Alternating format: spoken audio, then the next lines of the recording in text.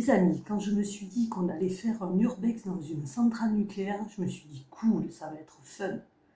Mais au final, en apprenant ce qui s'est passé là-bas, eh bien en fait c'est pas cool du tout. C'est une histoire assez sombre. Je vous laisse regarder la vidéo, on se retrouve juste après et je vais vous expliquer pourquoi. Hola los amigos. Aujourd'hui on se retrouve en Espagne. Donc, je suis accompagnée de Sonia comme d'habitude. Et voilà, il faut faire super gaffe parce qu'il y a ces espèces de puits qui ne sont pas protégés. Donc je vais faire très attention pour descendre.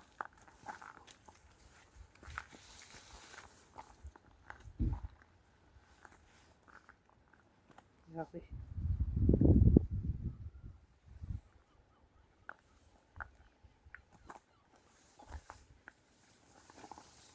Hop là.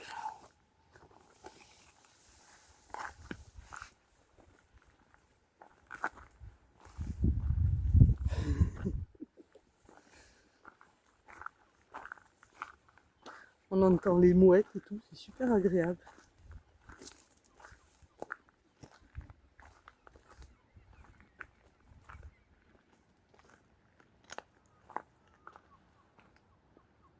J'ai dit à X personnes, on va là, il me dit centrale nucléaire, bonne idée. Oui, donc en fait, effectivement, en fait, dans le contrebas, à gauche là, derrière tout ça, il y a une ancienne centrale nucléaire. Et il y avait un couple d'Espagnols, des jeunes, et je leur ai demandé si on pouvait visiter, et en fait non, c'est surveillé. Ça aurait été trop beau. Donc ces espèces de puits là, je sais pas, bon ils sont fermés, il y a plein de déchets dedans. Inutile que je vous filme ça.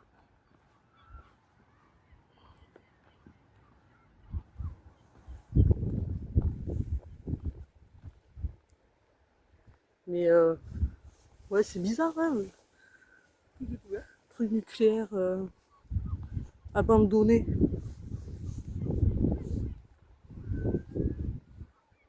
J'aurais aimé faire des recherches, mais vu que c'est en Espagne, je sais pas. Bon, j'essayerai de voir sur internet. Mais déjà essayer de trouver le nom et tout, ça va être galère.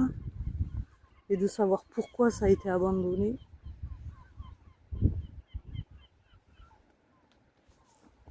Là, il y a le grillage qui a été complètement arraché.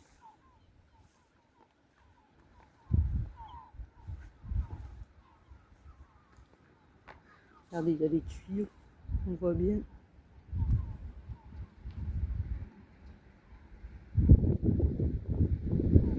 Je vous laisse admirer le paysage quand même.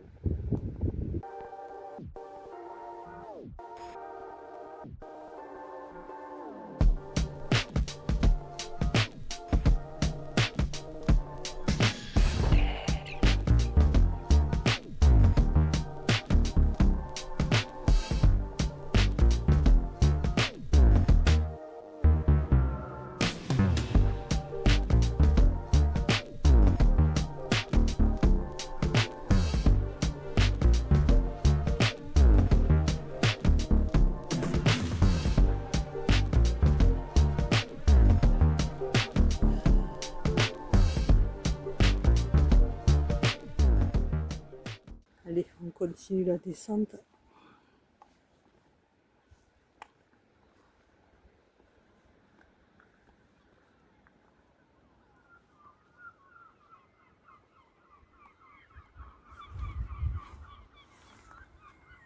On pourrait au moins, bon après ça on peut pas y rentrer dedans, mais au moins accéder au bord là, pour que je puisse vous montrer en contrebas ce que ça donne. Ouais, par le haut. On regarde par où on pourrait passer.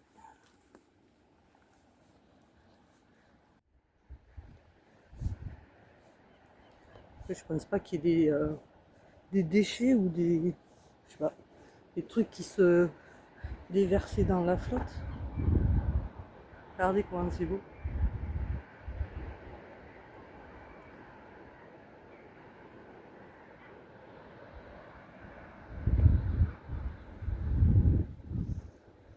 Je vais rejoindre Sonia parce qu'elle va s'inquiéter.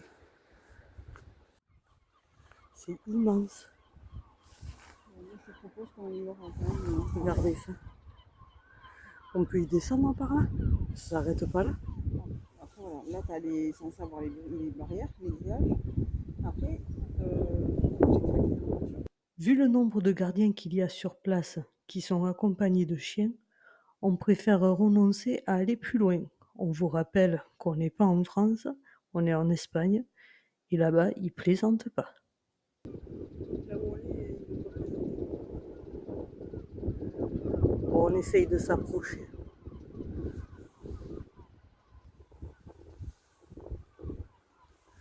On a réussi un petit peu à descendre.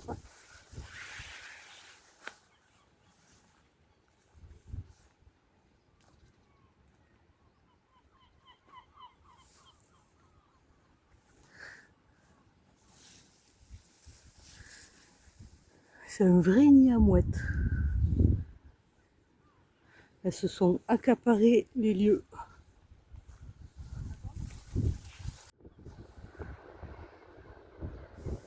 Là, c'est carrément à pic. et là-bas, tu as comme un tunnel pour faire rentrer l'eau. Tu vois, Oui, ouais. Mais je disais, j'espère que c'est pas un truc qu'il faut rejeter dans l'eau, quoi. non, c'est l'eau qui est rentrée pour les refroidir. Ah, un système de turbine ou un truc comme ça, tu crois? Tu dois avoir l'eau qui rentre d'un côté et qui ressort de l'autre. Tu as les mêmes là-bas en face. Ah oui, ouais. Il y a un tunnel, ouais.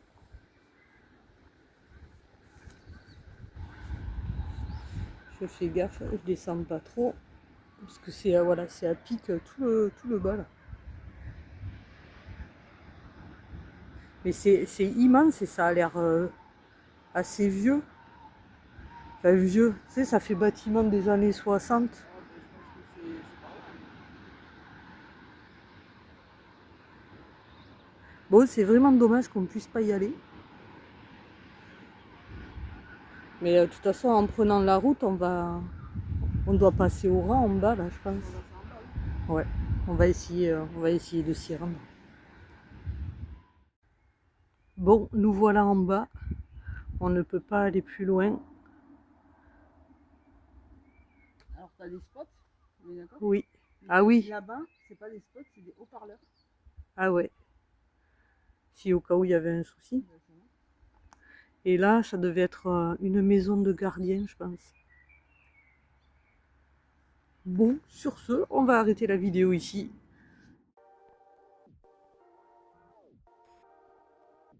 Alors, cette centrale nucléaire se situe en Espagne, vous l'aurez compris, côté Pays Basque. En fait, la construction, le début de la construction daterait de 1972 et en fait, il n'y a jamais eu, le chantier n'a jamais été fini et du coup, elle n'a jamais été en activité. La centrale nucléaire devait principalement comporter 2 énormes réacteurs. Et en fait, la construction a été arrêtée à cause de la population qui était contre ce projet et il y a eu d'énormes manifestations.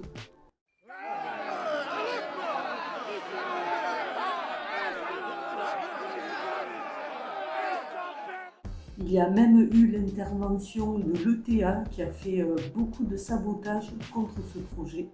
Donc il y a eu d'énormes manifestations en 1976 et en 1977 qui ont réuni à peu près 150 000 personnes parce qu'à l'époque, voilà, tout le monde était contre le nucléaire. La construction de cette centrale nucléaire a commencé à peu près une dizaine d'années après la catastrophe de Tchernobyl. Donc je peux vous dire que la population était assez contre ce projet. Donc l'ETA n'y est pas allé par 4 chemins. En fait, en début des années 80, ils ont posé une énorme bombe dans un des 2 réacteurs et cela a engendré la mort de 2 techniciens et 2 autres ont été blessés. Le mouvement anti-nucléaire prend à ce moment-là une énorme ampleur. Il va y avoir un deuxième attentat créé par l'ETA et cette fois-ci, ils vont mettre une bombe au niveau des turbines et ça va créer à nouveau le décès d'un des techniciens. Et lors des manifestations, il y a la Guardia, ce qui correspond à la gendarmerie au niveau France, qui va abattre une personne qui manifestait. Le TA va continuer son mouvement terroriste et il va carrément enlever l'ingénieur en chef. Il va poser un ultimatum en disant si les travaux ne s'arrêtent pas d'ici 10 jours, on exécutera ce fameux ingénieur. Et malheureusement, c'est ce qui s'est passé. La date butoir est arrivée et en fait, voilà, l'ingénieur a été abattu par le TA. Il y a eu des grandes manifestations pour sa libération, mais forcément, ça n'a pas fonctionné. À ce moment-là, les manifestations contre le TA prennent de l'ampleur par rapport à l'assassinat de cet ingénieur en chef. Et à un moment donné, du coup, la population se met en grève et la construction est arrêtée complètement. Un an plus tard, les travaux reprennent et le TA à nouveau va frapper en assassinant l'ingénieur qui se rendait sur les lieux de travail. Les ouvriers n'en pouvaient plus, ça a été la goutte qui a fait déborder le vase et eux aussi se sont mis à saccager l'usine. Du coup, les travaux donc là, ont vraiment été arrêtés complètement. Cette centrale nucléaire devient un vrai cauchemar. Il y a tellement d'attentats et de travaux à faire que ça recule l'échéance pour la terminer. Et puis au niveau fond, c'est hallucinant les moyens qu'il faudrait.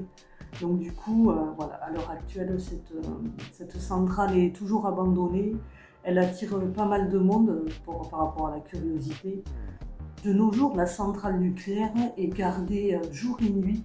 Elle est sous surveillance vidéo et effectivement, il y a des gardiens un peu partout. J'ai réussi à avoir 2-3 images de l'intérieur.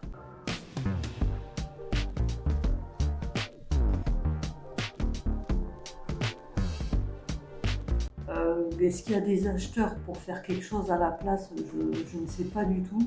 Je pense que ça va rester là encore je ne sais pas combien d'années. Après c'est délicat vu le nombre de morts qu'il y a eu pour reprendre cet endroit et en faire quelque chose, je ne sais pas. C'est assez délicat vu la sombre histoire. Voilà. Bon, je vous remercie d'avoir suivi la vidéo. N'hésitez pas de mettre un commentaire pour me dire ce que vous en pensez et si vous connaissez cet endroit ou si vous connaissez un peu ce qui s'est passé, si vous voulez peut-être témoigner, on ne sait jamais. Vous étiez donc sur Mini Explo, je vous dis à bientôt pour de nouvelles aventures. Ciao ciao.